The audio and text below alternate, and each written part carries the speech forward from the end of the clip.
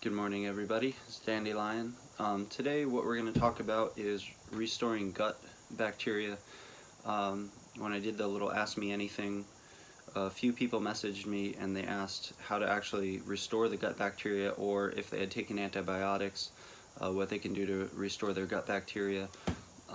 Or of course the diets that we've had for a while, getting out of those diets and helping to restore the gut lining. So welcome everybody, and this is some cedar that I harvested in San Diego when I was out there in the Palomar Mountains, and here's, hopefully you can see it, this amazing pot that Emily Brady, Earth and Origins, made. There's some tree in there, and this is from the area where we dredged the clay. If you saw that that water area that we dug, that was the clay that came out of it. She actually made some pottery with it, so that's really great. And this cedar came from time with Senti and Eric in San Diego. So we just offer this for clear connection, clear communication, and building awareness on all levels. Thanks, cedar. Thanks, plants. So what I want to try to get across is how there's a phenomenon of products being broadcasted at us for the restoration of the gut flora, and some of that is good and some of that is not so great. So I want to first maybe make a distinction between the fact of, if you have a ailment which is of the body, like a physical injury, inflammation, deterioration, bleeding, and that's the spectrum, so you can get into that.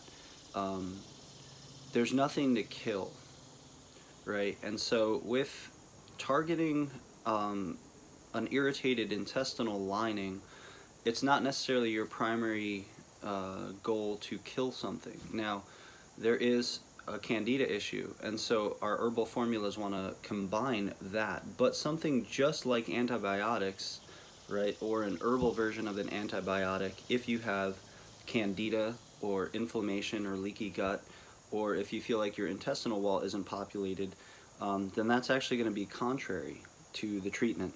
So what I try to do overall is consider a portion of my herbal formula will be to knock back candida, but that won't be my primary focus, because just like when you drop a bomb on a country and all these innocent people die, the collateral damage of using this antibiotic methodology to restore gut bacteria doesn't work. Why? Because antibiotics kill bacteria. So this is the big problem. Even herbal antibiotics, which there is nothing that is an antibiotic, but we could call them antimicrobials, those kill the gut bacteria that we're trying to grow. So if you're eating kimchi and then you're taking oregano oil, you might as well just lay there, because it's kind of a contrary issue. Oregano oil, for example, is the part of the plant which kills microbes. So oregano grows a body. It has cellulose, it has vitamins, it has minerals, it has alkaloids, it has lipids, it has all these chemical compounds within its body, and one or two of them, right, you get on that further spectrum, you get essential oils, and you get hydrosols, right, and you get terpenes. And those essential oils, hydrosols are less strength. Essential oils and terpenes are the antibiotic inside the plant's body. So oregano has mechanisms, has dilution, has the ability to mediate how that affects us. And when you take and distill oregano into oregano oil, it's only the antibiotic, and I'm going to stop using that word now, it's only the antimicrobial part of the plant that's in that bottle. And so if you are taking that and you have inflamed intestinal wall, which many of us do to some way, that's actually going to be contrary, and it's going to strip the body of the bacteria that are there. So that can be a part of the protocol as long as it's restored, but I wouldn't recommend something like that alone. I would recommend to scale down to oregano tea or oregano tincture. You can get really far on that. So starting with how does this kind of happen? Hey garden guy, many blessings. How does this happen? Well, basically we have, if anything, been targeted in our intestinal wall and our bodies. So we're now remembering or rediscovering that we have this, I like to call it your spora, this microbial mass around us on our skin and inside our intestinal wall. And if you look at the historical last 100 years, all we've been doing is targeting and killing it. Since the advent of this idea of, you know, antibiotics or kill the terrorist or, you know, wipe out the countertop of germs, right? This kind of idea, this germophobia that came into our culture, we've actually been sterilizing ourselves from the inside. And so foods are a #1 factor in creating the death of gut bacteria and also chronic inflammation. I think that if you lived in the modern culture and ever drank Coca-Cola once and ever ate a Hot Pocket ever, or my herb teachers told me that one NSAID, non-steroidal anti-inflammatory, like you know them, aspirin, if you take those, it will actually start to cause pinprick holes in your intestinal wall. So this is something where the culture, or like antibiotics ever, have changed the gut microbes in your body forever. And so what happens is everything that you feed your body is kind of like a spaceship for microorganisms. Microorganisms have grown this biological vehicle to carry them around. Right? They were here first. They decided to use the components that were around them and transmute them into opposable thumbs, because those organisms can carry them around and be hosts and be vehicles. Now, there are pathogenic bacteria and there are non-pathogenic bacteria. But even that's kind of a dualistic idea, because just like the lion is the predator and the gazelle is the prey, they are in a somewhat of a symbiotic relationship evolutionarily to push beyond their their inertia. And so when you have this philosophy, right, that pathogenic bacteria are helping the good bacteria to thrive, they are in competition, that's Darwinism, you know. So the same people who preach Darwinism don't necessarily see that connection. So in your survival of the fittest, Candida is necessary in the system. Staph is necessary in the system. These viruses are necessary in the system. Now, they're necessary to keep in check too. And the way that you do that, you have two methods of warfare. One is that you educate people over time, and the other one is you bomb the shit out of them. And so what we're getting into is an allopathic method of dealing with Candida and other bacterial infections. And most bacterial infections are not that big of a deal. For example, food poisoning can be from a bacteria. Usually if you know herbally how to treat yourself, if you're taking a tea and a tincture, you know, every hour, right? Black walnut, pau d'arco, lemon balm tincture, and then tea of oregano, thyme, and Tulsi, and ginger, right? Doing that every hour to 2 hours, something like a food poisoning won't last very long. Then you can take, you know, bentonite clay or whatever it is. So that would kind of stop someone from being in the hospital for 6 days. But most people, if you look, they don't do that. They don't do anything. So then you take antibiotics because now the bacteria have proliferated, because one, it's hard to recognize the signs and symptoms of a disease. So that's where our education comes, when you can recognize the signs and symptoms as early as it can be. So for example, psoriasis or eczema or inflammation in the body is a sign that candida is proliferating. And if we start to mediate that process, then it doesn't get to the point that it could, right? And so when you have this connection between gut microbes and then pathogenic microbes, we see how we work on these treatment protocols. In our modern world, what we've done is we've basically fed the bad bacteria, right? So wheat, gluten, sugar, carbs as a whole, white potatoes, bananas, alcohol, that all turns into sugar in the body. Turns exactly into sugar. So what we've really done is we've taken a diet where a child is born, right? If it's a cesarean section, it's a huge disadvantage. If it's a child who doesn't get the colostrum from breast milk, a huge disadvantage. Those are ways that we get colonized with these bacteria. If then for your first birth you get 30 to 200 vaccines, many with chemicals that also kill microbes, right? Let's just keep it at that. Then you have an ear infection, you get antibiotics. By age 1, you get birthday cake, high fructose corn syrup, right? Then the carbs start, wheat, pasta, bread, pasta, sandwiches, oatmeal even. Oatmeal is good, but oatmeal also is a simple carb which turns to sugar. So all of this dietary carbohydrates plus white sugar causes gut dysbiosis. It causes those bacteria to scavenge or eat sugar, which then makes secondary metabolites. So the way this works is we put the food in, we consider the food like compost for the bacteria creatures in the gut. And they eat that. And then they make secondary metabolites. A secondary metabolite means you make them too. It's called poop. And so the bacteria then eat and they poop.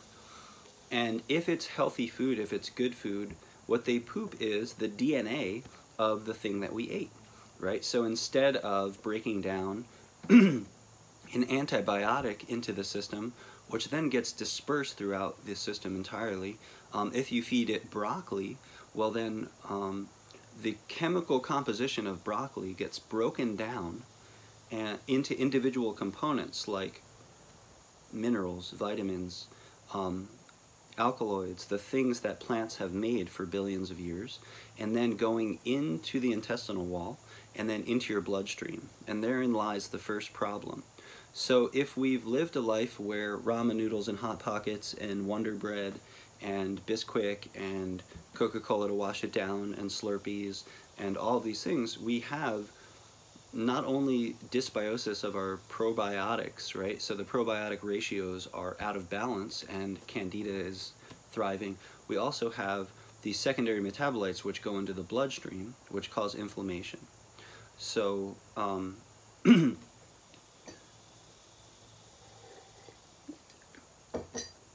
most of us have had that issue. I did. I grew up, eating that way. And so then we, antibiotics ever, right? So then we have this situation where our modern culture is growing intestinal inflammation and gut dysbiosis. And the compensation of that is to start bombing the shit out of things. Vegan Keegan, I'm having coffee with Tulsi and maple syrup and local milk. That's my herbal tea, half coffee commercial. So now we have this issue where we're feeding the gut healthier and healthier versions of compost, and that's starting to make a transition. But it's not the entirety because there's still the damage that was done. So if you have any porousness in your intestinal walls, I think that this is the #1 cause of all disease, honestly. When we have Tulsi, what is Tulsi? Tulsi is my favorite plant. Ocimum sanctum. There's 3 varieties: Krishna, Ivana, and what's the other one? I can't get it off. Sorry, here's your commercial again. Back to that point. This is Tulsi. So it's holy basil. It's in the basil fosimum. Basilicum is commercial basil, traditional basil. And Tulsi is an adaptogen. It's really helpful for mood. It's really helpful for stress levels, physical stress, emotional stress. It's really helpful for circulation, urination, but not procrastination. So back to, we get to this place where our intestinal walls have some porousness, some holes within it from the situation. And basically, when you have something like an astringent helps to tonify and tone the cell tissue, but lack of astringent capacity makes the cell tissue open up. And so our intestinal walls are cell tissues, and when we, for example, overeat to an excessive amount, we stretch our intestinal wall out, and that goes flaccid. I mean, this is how every cell tissue in the body goes, including like what leads to something like a prolapse, right? A uterine prolapse, or the prolapse of a colon, or prolapse of your sinuses. I'm sure you could, I guess it wouldn't be a prolapse, but this openness, right? This looseness, and astringent plants, right? So that's where the whole idea of eat, some raw greens, eat things that are bitter, right? So the brassica family, lettuces, things like that are going to help tighten and tone the tissue, but then there are also herbs that help. Witch hazel, for example, black walnut hull, even green tea is tannic, right? And tannin is astringent, and so that's one class of herbs that we're going to look to. Red raspberry is another one. Those are a class of herbs that we would look to restore the gut lining, or at least that's like the allopathic version of the start of healing the gut. But it can't be the only thing, because it's only temporarily tightening cell tissue. And then you think about what's on your intestinal wall. Is there probiotics, or is there a bunch of candida? Now, how can you tell? Candida causes inflammation and psoriasis, skin rashes, pimples. Those are all signs that your intestines, right? So look at your skin as your intestines on the outside. And so whatever the state of your intestines are will express itself on the skin surface, because it's actually the same exact cell tissue. That's just the inside out part of our body. This is a hollow tube, right, which is populated with very similar microbes. So we've gotten this position where we're bombed with all kinds of antimicrobial compounds. Just to add to that, chloride and fluoride in our water is put in the water to kill bacteria, so that nobody sues the water company for a bacterial infection or a viral infection, or getting whatever. They're not measuring the levels of antibiotics and birth control pills and heavy metals. And if they are, they're saying, oh, it's safe. And if it's not safe, somebody lobbies to move the standard so it's safe.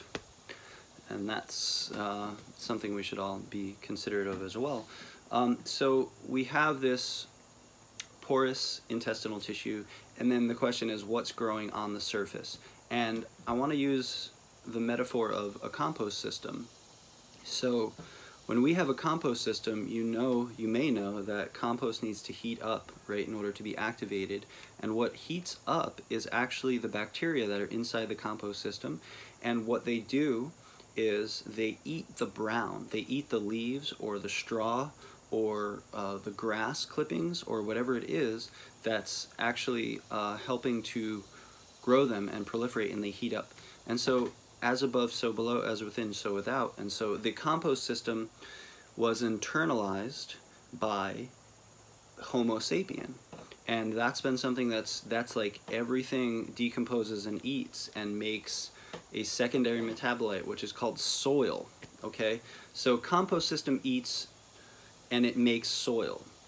Human eats and it makes almost soil.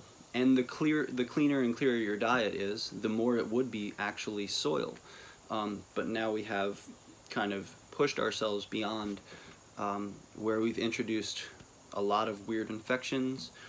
Part of that was due to mixing animal husbandry and living, right? So in the Fertile Crescent, etc., we started to like live amongst animals in a very confined way. It was like urban areas with animals all over the place, and so that intermixing led to many plagues, many high levels of issues. And then when the conquistadors came to North America, that's how Giardia was brought. It never even existed. We introduced disease by conquest. It's kind of like a side effect of conquest.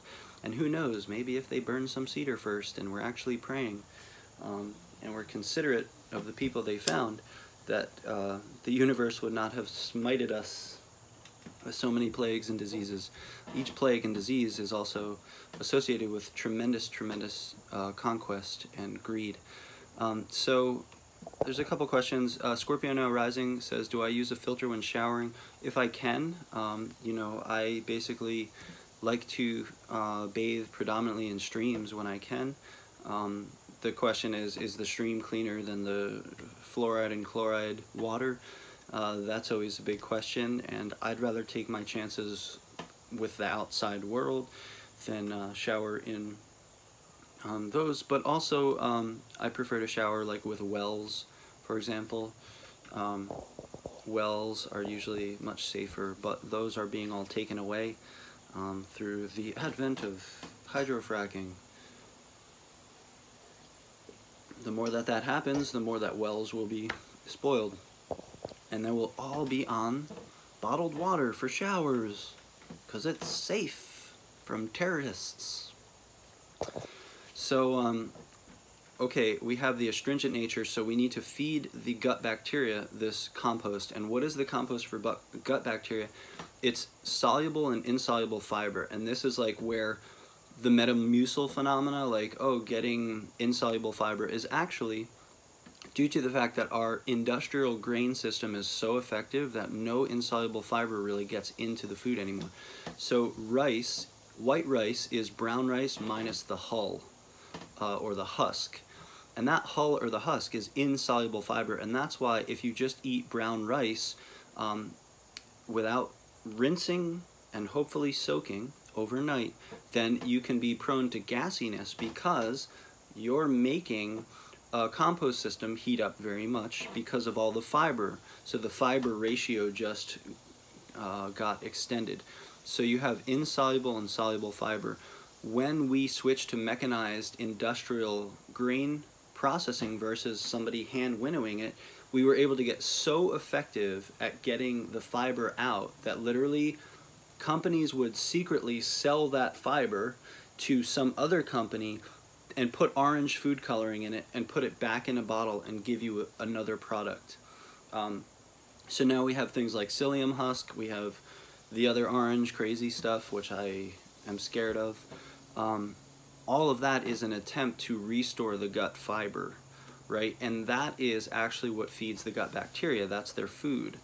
So we've heard of prebiotics, right, and probiotics. So the prebiotics feed the gut. And so when you're dealing with restoring your gut bacteria, it's not only throwing seeds at the concrete wall, it's about working on the intestinal integrity so that it can harbor the bacteria that want to live there. So it's not only about taking probiotic pills and everything gets better. It's about how is my intestinal wall doing, and how do I restore the intestinal wall. So as we mentioned, first is astringent herbs. So, raspberry leaf tea every day is great. Tulsi, and then herbs like garden herbs, parsley, cilantro, all those kind of things will help restore tighten the porousness of the intestinal wall. So from there, then you have what are the methods to actually repopulate the gut bacteria. And this is where there's a lot of misconceptions, or at least overcomplications, as to what the body actually needs. So basically, before 1920, or no, wait, when was Louis Pasteur? I think was maybe the 1800s. Before that time, every farmer was growing their own food, right? The grocery store, the first grocery store in North America was, I think, in 1940. So before that, you had farmers growing their food. And of course, you don't just, if you look at what happens, you grow cabbage, all the cabbage are going to be ripe at once. So you don't just use what you have and then throw the rest in the garbage. You find food processing techniques. So what was the main food processing technique? Before Louis Pasteur? Fermentation, right? So we ferment all of the bounty that we get in the fall to last all winter so that we can have fresh vegetables all winter, because we didn't have electricity, we didn't have refrigeration, and as a result we used this creative technique. But the side effect of the creative technique is that it was giving us trillions and trillions of microbes all the time, and that just basically stopped like 50 years ago. And so now we've had this co-evolutionary relationship where the bacteria tricked us into eating them, and they were actually performing a certain biological function on our bodies. Now we totally flip-flopped into kill them, kill the bacteria, they're demons, and no fermented food. Fermented food is yucky, fermented food has cooties. And so that's now the societal method. That's the way most of us have grown up. Or then on top of that, goes so far as to spray chemicals in your atmosphere, or plug in those little chemicals to disperse in your atmosphere, or use essential oil diffusers all the time. All of this is going to do the same thing, which is contribute, or cleaning products, right, is going to contribute to killing off the microbes. Because where do those microbes grow? In and around you, right? They're all over the walls, they're all over countertops, they're all over the place. They are a colony that colonizes the entire surface of the world. And they're doing the same thing everywhere, because they don't even necessarily it's like the quantum world versus the macro world or something. So they're there doing the same kind of dance everywhere they go. They're analyzing the environment, they're getting DNA, they're analyzing that DNA, they're eliciting responses, and they're reproducing. And most bacteria reproduce every 20 minutes. So they can change their genome structure within 20 minutes. And so if you give them an antibiotic, they make what's called an afflux pump, something like that. I think that's what it is. And they just poop out the antibiotic. It's made so that it can't even go into their body. And so we've taken largely taken the wrong approach, which is kill the demons, kill the bad, kill the bacteria. Bacteria is what causes diseases, and that's mistaking bacteria for germs. And that's not actually accurate, and that all came from the germophobia movement, which got us off of fermented vegetables. So now what we do is we don't want to eat stinky kimchi. We buy these really expensive pills, because that's always fixes everything. Didn't you learn that from allopathic medicine? You just swallow pills and it fixes everything. And so we've got now a huge phenomena of probiotic pills, and then mistaking kombucha as a probiotic, eating yogurt that's been pasteurized, which has barely any probiotics in it. And so then what's happening is anything that gets pasteurized, all the bacteria get killed. And that's where the end of fermentation occurred, because when Louis Pasteur helped us can instead of ferment, and we saw convenience there, we completely abandoned the idea of fermentation, and now we have legal standards to pasteurize almost everything that gets in the store. So even when something in the grocery store says raw, like your $14 jar of kimchi that's 4 ounces, it could have been flash pasteurized, and as long as the legal limit is under 108 degrees or 110 degrees, then that's considered raw. But you're definitely killing off lots of bacteria that way. And there's a really easy solution. If you have hands, a knife, and a cutting board, and vegetables, and a jar, you can make your own. So Janina Narves says kombucha isn't a probiotic. Kombucha is claimed to have prebiotics, which are the little strands that are floating in there. Those are fibers, those insoluble fibers, so that helps to feed the probiotics that you have inside of your body. Now, what does sugar do? How much sugar is still in kombucha, right? What is the quality of the sugar of kombucha? You think they're using the best, most organic, super hippie, fancy sugar, or are they cutting costs on large amounts of white sugar? The sugar doesn't turn into invisible ink. A lot of people act like that, like the sugar of kombucha just disappears. There's also a way to make jun instead of kombucha. So if you're making your own, you just switch to honey and green tea, and that can make jun culture. And then, is the kombucha that you're buying pasteurized or not? And then further, if it is pasteurized, then what they're doing is they're actually then adding, just like to yogurt, pills. It's just probiotic pills that they're sprinkling in, and so therein lies the huge problem. So instead of restoring the intestinal wall and proliferating the microbes in your body by living a lifestyle that is less germophobic, we sterilize products and then add pills, and we think that we're as smart as nature to say, oh yeah, all you need is lactobacillus and acidophilus. Let's just pound you with lactobacillus and acidophilus. So some kombucha may be pasteurized, and then they're just adding the same thing you buy in a pill, just like yogurt. It's not necessarily naturally occurring in that food. If it was and it was pasteurized, it's gone, and then they add it in later, right? Yeah, the ferment lady says, make your own booch to control the quality. It's very easy. Anybody who grows kombucha scobies always needs to get rid of them because they multiply by like mad. And that's kind of where I'm going with fermentation as well. You could spend $14 on raw vegetables, or you can just make it at home. So if you're interested, on my YouTube channel or my website, returntonature.us, I have 2 like how-to videos, start to finish, on how to make your own fermented food at home.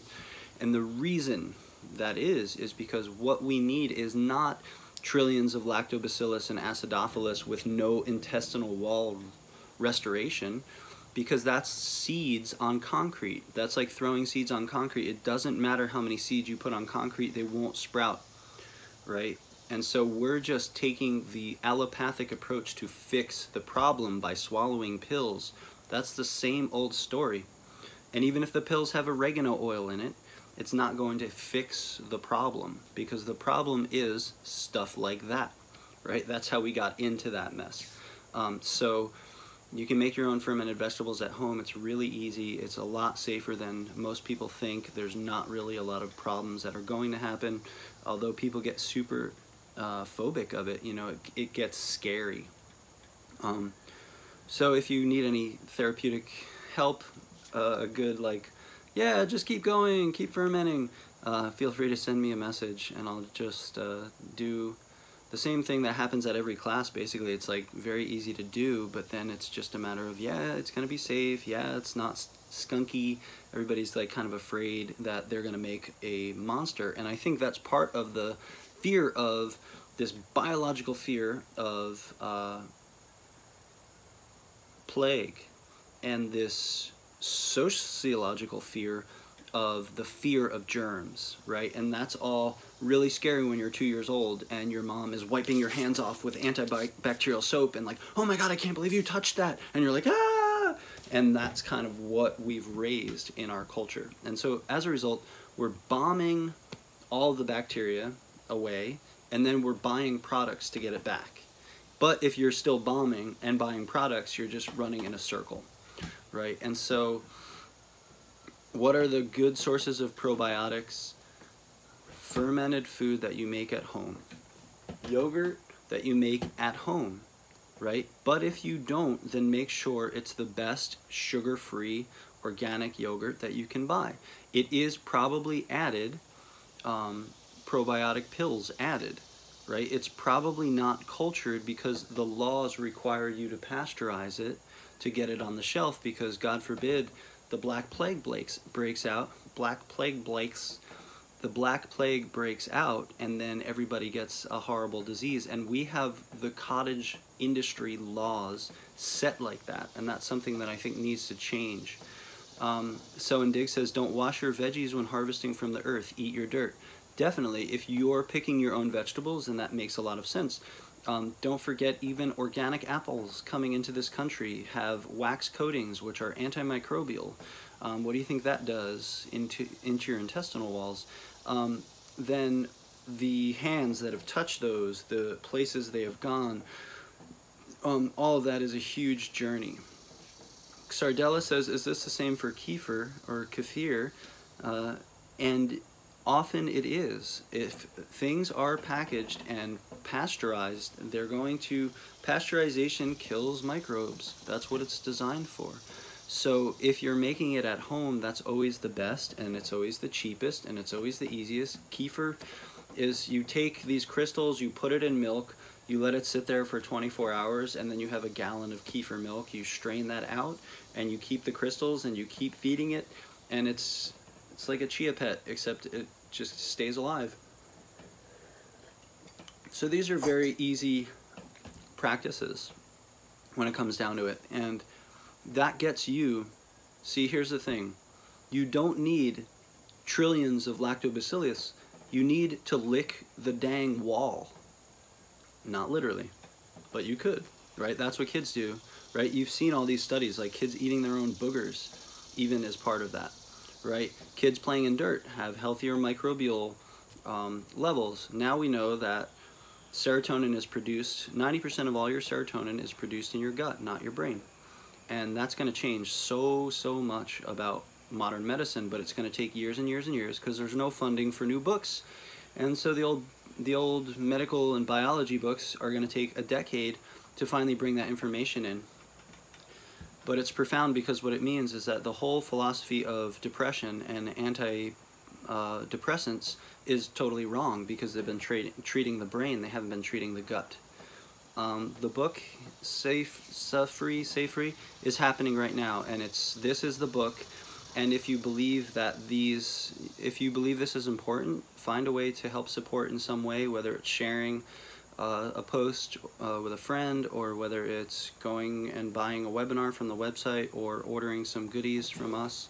That is the book, and this is my attempt to turn all of that inside out and live by more of a donation-based, a give what you can, take what you need situation. So here's the webinar, here's the book. I could have done all this promoting and tried to force everybody to sign up for this, but whatever, here it is, and that's what matters. Service.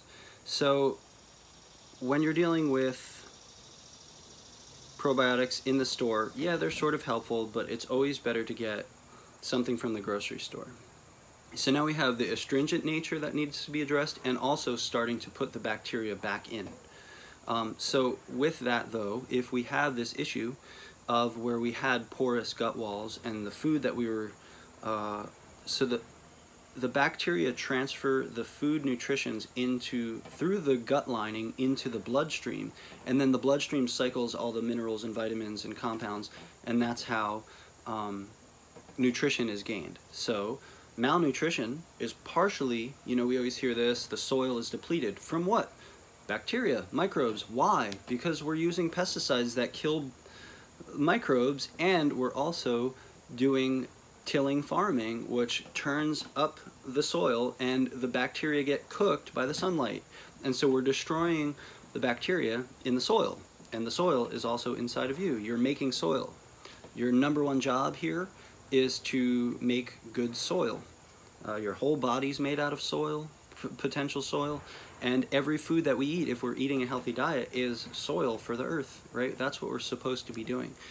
So when you have this situation where the gut wall is compromised, what you have, instead of food being broken down and put into your bloodstream, you have actually fecal matter that's passing through your bloodstream, right? And that causes blood sepsis, and that causes chronic inflammation, and it clogs the lymph system, and that's where all disease comes from. 90%, like, I think that's an origin of how disease manifests. After 10 years, it's this. After 10 years, it's that. but that is ultimately what's happening, is we're getting chronic inflammation due to the fact that our intestinal walls are damaged and stripped from bacteria, which help us synthesize and metabolize the foods that we eat. And then the the fecal matter going into the bloodstream causes all the itis and all the inflammation, and so then we need to restore the gut wall. And so the other ways of restoring the gut wall, one is astringents, but astringents is like using treating the symptoms. So yeah, you can always tighten the gut wall temporarily, but then it'll go flaccid, right? You can keep drinking that tea and it'll go flaccid. So what else do we need? We need to make sure that we have other aspects to that. So lymphatics, right, and liver tonics are going to help cleanse the blood. Precisely, Scorpio now rising. Milk thistle is also a bitter. So basically bitters help to cleanse the blood from that issue. And then you're addressing the blood, right? So that's an important part of the protocol, but that's the long term, right? That's not going to happen overnight. That's going to be the year of, I'm going to eat no sugar, no gluten. That's what I did for 2 years. I used to get psoriasis. I had Lyme in 2010 and like a million times after. And I treated, I was just learning about it, so I took antibiotics, and after that, if I ate wheat or sugar, I would get psoriasis. I would get itchy, and if I kept doing it, I would get psoriasis. And I did no wheat or sugar for like 2 or 3 years, but ate tons of maple syrup, ate grain that was soaked and sprouted, ate potatoes, maple syrup, honey, ate everything. I just took away what I consider like the toxic aspects of those things. I didn't stop eating fruit. I didn't stand on my head for 40 hours a day. I just restored that, and now I can eat gluten and not have an issue. But it took years. So Dawn Awakening says, do I have any recommendations for healing the pancreas? And our disclaimer is that herbs help to support the healing process, and the body is the healer. For the pancreas, I mean, anything that's red and juicy and causes bile secretion is going to help. So any fruits that are that way, right, or herbs that have color, right, that's really going to help. Maybe beets. A well-traveled woman, if my phone lets me save this, I'll save it. Have fun. It'll also be on playback later, so have fun, and thanks for joining for the time being. So with the astringents is one thing, then cleanse the blood is the next thing. That's going to take a little longer. So now you have like the very acute and you have the very long-term strategy. Then repopulating with gut bacteria, repopulating with bacteria like kefir, yogurt, miso, and this is good quality, right? Stuff that's not pasteurized, hopefully made at home or made in a small cottage industry way. You guys can ask some of the health questions in a bit. I'll address those in a bit, so we can talk about cholesterol after. So then the next level is reducing inflammation. So something like turmeric will help in the long term. Willow bark is also astringent and reduces inflammation. That's going to help the gut wall calm down. Taking out the foods that are causing the issue, exacerbation, right? So I found that like dry, crunchy texture, right, is going to inflame the intestinal wall. So the opposite of that is mucilaginous foods, right? And this is, I think, something that really feeds the gut bacteria and also helps to reduce the intestinal wall inflammation, right? So soaked chia, soaked flax. Flax is super cheap and easy to get. Chia is kind of more exotic and, you know, a little more exploitive, perhaps. But flax is super cheap and it's almost like nobody wants it. So you can soak flax overnight and then add that to your smoothie or your rice or whatever it is. And that gets this mucilaginous texture that's super helpful for restoring gut inflammation and also providing the farm, so to speak, of your intestinal wall when it's soothed and cooled. And so another thing that happens is we get from leaky gut and inflammation and then eat dry, crunchy all the time, hard to pass through, constipation. And what that does is actually grinds down the cilia of the intestinal wall, which are actually trying to push the food through to make fecal matter. And so as they're ground down by that sandpaper-like food, they are less and less effective. And what they need is a mucilaginous situation so that they can start to regrow themselves without constantly being exacerbated by dry, crunchy stomachs worth of, for example, chips, you know. And so then if we can tend our diet to something that's more soft, more soothing, more mucilaginous, that's going to help the gut restore itself. If you grind down the cilia far enough, you get celiac disease. That's related to gluten sensitivity. Maybe the gluten is like glue and it sticks to that area, and the cilia can't actually push it down because it's been years and years of Coca-Cola mixed with Wonder Bread, or whatever it is. And so then that starts to then cause the fecal matter to get stuck, right? Slower transit means the bacteria are absorbing more and more fecal matter into the bloodstream as your stool passes, right? So the mucilaginous substance is what reduces inflammation in the intestinal wall, also helps to provide the cooling, soothing environment for gut bacteria to stick to and proliferate. So then when you're eating properly fermented foods, right, and also then eating mucilaginous foods, that's going to start restoring the gut bacteria. And then astringent teas, right, that's going to help the integrity of the lining of the intestinal wall. Anti-inflammatories, right, also going to help your blood and your body deal with the inflammation that may be coming from this proliferation of, you know, candida or inflammation. And then the next, another mucilaginous food is sassafras, right? Another one is mallow. Mallow greens, a wild green, they're everywhere. They're super good for you. You know, I was eating them all over California, sauteing them, cooking them.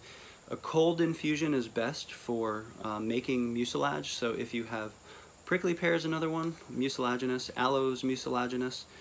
Don't eat the skin of the aloe. That's what would you call it? Laxative, highly laxative. But just the gel inside restores the intestinal wall and reduces inflammation and helps proper transit time.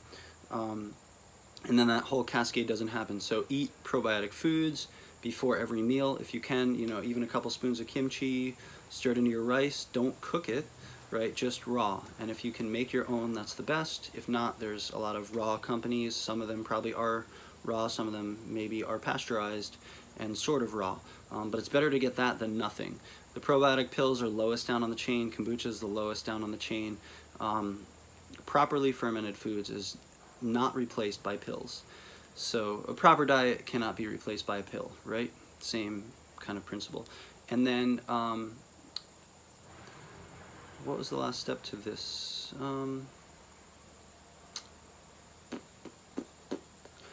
Okay, so then there's, you know, you get a tea going, you get a tincture going.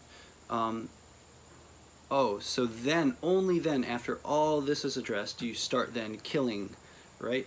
So now you have the restoration effort going on, and then you can start targeting, well, you probably have an overgrowth of candida, especially if you have acne going on, if you have psoriasis, eczema, if you have chronic inflammation as a result of this process. So the other aspect would be then start to introduce certain antimicrobials into the system in systematic times so that your body can kill off the candida, but not necessarily kill off all your gut bacteria with something really harsh. So that doesn't necessarily mean a candida cleanse, you know, like something harsh. It means like maybe you have a black walnut tincture and you take that maybe 1 day a week and you eat very minimally or no carbs, right? So you could also go no carbs for a while, months. You can also consider that any of those teas like lemon balm, Tulsi, ginger, peppermint, spearmint, all that stuff, is oregano, thyme, rosemary, all that's going to help to give your body the chemistry to keep the candida in balance. Because the thing is, your body is going to have some candida. It needs to be put in check, and the way it's put in check is that all the other microbes are surrounding it so that it can't proliferate. The more that you bomb, the more that you sterilize the countertop, the more you get the pathogenic microbes to be stronger and proliferate. So this idea of wiping out terrorists is the same kind of idea. The more you drop carpet bombs on a country, the more that any child who sees that is going to be ready for revenge. And so the same is true, where if you take a lot of antimicrobial stuff in high doses, it's going to also wipe out the good bacteria, which are the educators, or the ones who keep the other pathogenic microbes in check. And then there's a survival of the fittest mechanism in your body that's embraced. And then the DNA, the body, learns to produce antibodies and compounds around keeping that in check. But if you just rely on it from the outside, the body's natural system shuts down, right? So if you have staph on your skin, right, if you get a cut and there's molecules, whatever you'd call it, of staph, right, that's getting in there, and it's going into your DNA, and it's going into your lymph system. Your lymph system is analyzing that and producing antibodies and microbes and compounds, compounds, chemical compounds, that if the staph ever proliferated, it would elicit a response. Now, if every time you got a cut, you would sterilize it to no end, you wouldn't get that homeopathic dosage, practically homeopathic dosage of staph into your system. So the body would shut down its natural mechanism of producing resilience to those things. And then when you wipe the slate clean, wipe the slate clean, wipe the slate clean, then your body shuts down its natural mechanisms. And the more you rely on the external thing to fix it, right, the less the body has to stretch and go and push. And that's pretty much how a lot of things are going from the allopathic perspective, right? Don't make the body work, don't sweat, don't have a fever, don't have boogers, don't urinate or defecate. You know, stop the diarrhea, stop the runny nose, stop the, you know, all the fever, all the mechanisms that your body has to do this immune system upgrade get totally shut down. And so, you know, I like bitter, astringent, cooling, soothing, mucilaginous herbs for restoring gut bacteria and helping the intestinal wall. And it's going to take a couple years. It's not something that happens overnight. If you need to do a deeper cleanse at some point, fasting is really important. No carbs is really important. No sugar is really important. Starve the body of sugar, and a lot of things change. It will be rough at first, but then you'll get to the other side of that. So thanks for listening. Does anybody have any questions or things they would like to add on any of these topics, ideas? We'll play a little jig while we see if anybody has any thoughts or comments or questions.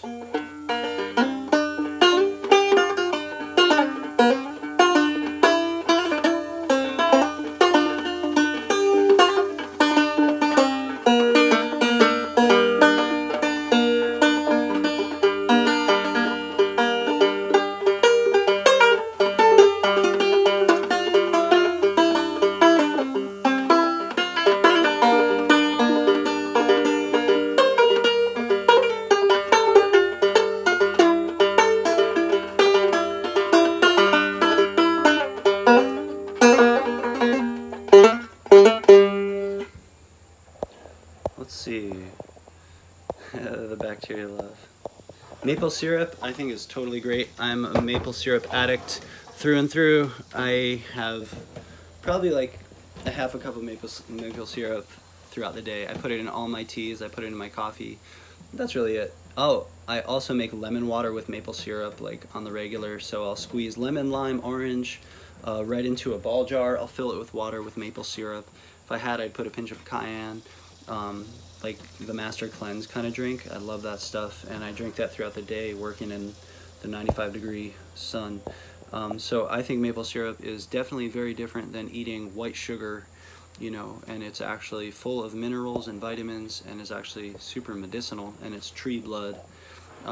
Ferment Lady, thanks for joining. Many blessings to you. Keep on fermenting and putting the bacteria, you're serving the bacteria's agenda of getting inside of our bodies. Thanks, Dave. Just asked Dave. Glad you woke up early to join too. The Leaf Bread. Hey, you live in the area, don't you? You should come visit Leaf Bread. We should talk about some community building, eco-villages, sustainability, things like that. Glad you're learning. Human Rewilding says, tips for my loved one who deals with gastritis and lots of constant gas because of it. Yeah, so that's all part of it, right? They have to really be careful on the diet that they eat. Really kind of food journal, try to figure out what's causing it. But mostly, okay, so here's an interesting thing. If the gut bacteria, let's go for the long version. So I've had many people tell me that they have chronic intestinal pain who happen to be, okay, let me start that again. I've had people who swear up and down they have parasites. So they're taking essential oils internally. They complain to me that their intestines are hurting, right? That they're having all kinds of bloating and gas and pain. And I ask them, have you ever been tested for having parasites? The answer is no. I've had this happen probably 4 or 5 times. Okay, interesting. So you assumed you had parasites, so you started taking essential oils to kill parasites that you don't know that you necessarily had, and therefore what you did was destroy all the gut bacteria in your intestines, and then the way that the bacteria communicate to your head is they say, ouch, ow, that hurts. And that's the message that we don't receive. So the idea is that these people have demons to kill inside their guts, right? And so they're targeting and they're fighting, and it's not necessarily about that. It's about soothing baby. Baby is inflamed and hurting. So they're actually doing the opposite of what generally needs to be done in some of these cases. So do they have parasites? That would be a different story. There's also other methods than swallowing, 30 drops of oregano oil every day and then getting a lot of problems. So food is part of the level of gastritis. Also, obviously, itis means inflammation. So the herbs that I mentioned, most of them would work in the same way. The question is, are they constipated? Often, is that an issue? And then look into black pepper, right? Or Piper longum pipali from Ayurveda is a little less heating than black pepper, but the class of herbs that you want are carminatives. And so just look up herbal carminatives, and any of those should work in combo of tea, a little sprinkled on the food, and then make sure that the food is working for that person. If they are getting constant gas and bloating, they don't have proper fermented food in their diet, and the bacteria is all wiped out, right? So that's part of the signal that's happening. If you're getting gas, it's because the food is going in and it's causing a secondary metabolite by the bacteria. So that might mean that is a sign of the body that something needs to change, and it's diet and some of the herbs and things that I mentioned before will totally apply. Dawn Awakening, thanks for joining. Never back, always forward. That's the only thing we can do. Miss Fancy Plant. Human Rewilding, definitely no artificial sugar. I'm not a fan of agave, because of the blood sugar spiking thing. I just am a big fan of raw local honey and maple syrup and fruit, and that does it for me. The sweet flavor. Oh, I forgot. Instagram kicks you off after a time. My thoughts on spirulina and chlorella, they're great as long as they come from a good source. Thanks for asking, Time. What's up, Santewa? Time says, hope you're back. Thanks for answering my question on Lyme the other day. No problem. I'll try to do, everything I can to help answer any questions, and sometimes it'll become a live video. I had 3 or 4 people ask me based on the Ask Me Anything. People messaged and asked for this, so thanks for the idea, and this is kind of the interactive thing that we'll do. Reading Regrow and Rewild with 1 minute and 18 seconds left. Resilience, put down the chemical soaps. Yeah, I mean, that's the thing. Just don't worry about, other people making their choices. Just try to do your best to be the example. And who is open will listen, and who isn't won't, and that's somehow all okay. Regrow and Rewild says, would you like to hear thoughts on the body? Would like to hear your thoughts on the body's largest organ and the antibacterial assault on it. Well, yeah, I talked a lot about that. That was kind of the beginning, how the skin is the largest organ and it's being assaulted by these antimicrobial compounds, so we need to be mindful of how to regrow them. Cool, well, thanks for joining and sending lots of love and blessings, and I'll be back soon. God bless you. Thank you, plants, for all that you're doing for us. Please continue to help us awaken and open our hearts and our minds, and may we serve the earth in whatever way we can and help to catalyze and be the facilitators of this change. And remember to buy from local farmers wherever you can, and support herbal cottage industry whenever you can, and sustainable everything. May it be so.